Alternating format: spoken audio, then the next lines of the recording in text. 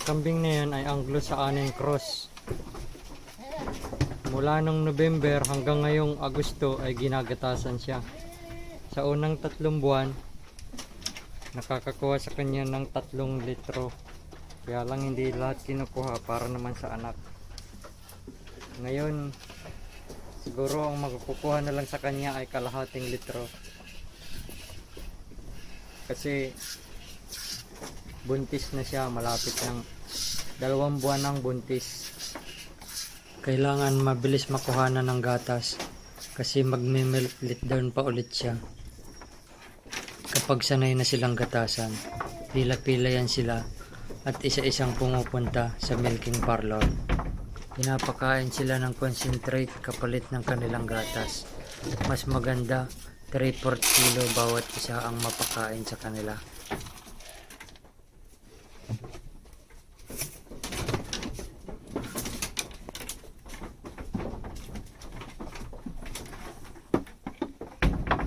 Yan naman ay kasunod nung unang ginatasan, kasunod na ipinanganak, kapatid rin niya.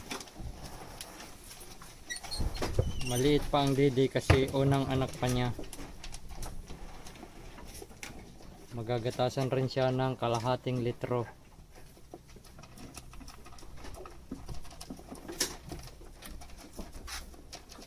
Itinatapon ng unang gatas kasi maaring yun ay may kasamang bakterya gawa sa kanyang pagtulog.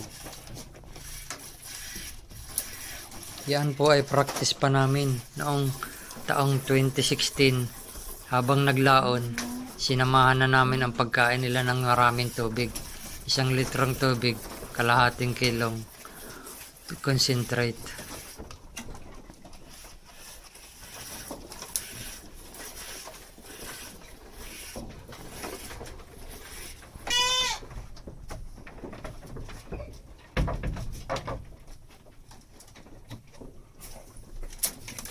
Yan, binalatan na nila yung mga punong kahoy na kinain nila.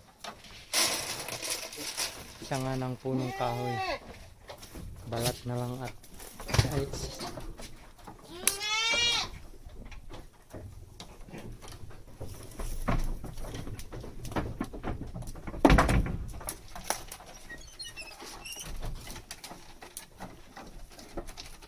yan naman po ay 4 na buwan ng ginagatasan.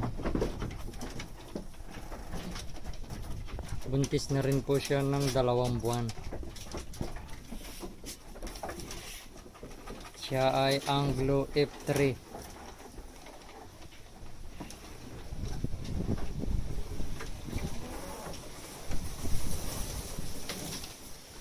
Mas maganda kung pautangin kami ng DA ng talagang gatasan upang mapaunlad palalo namin ang larangan ng pagkagatas.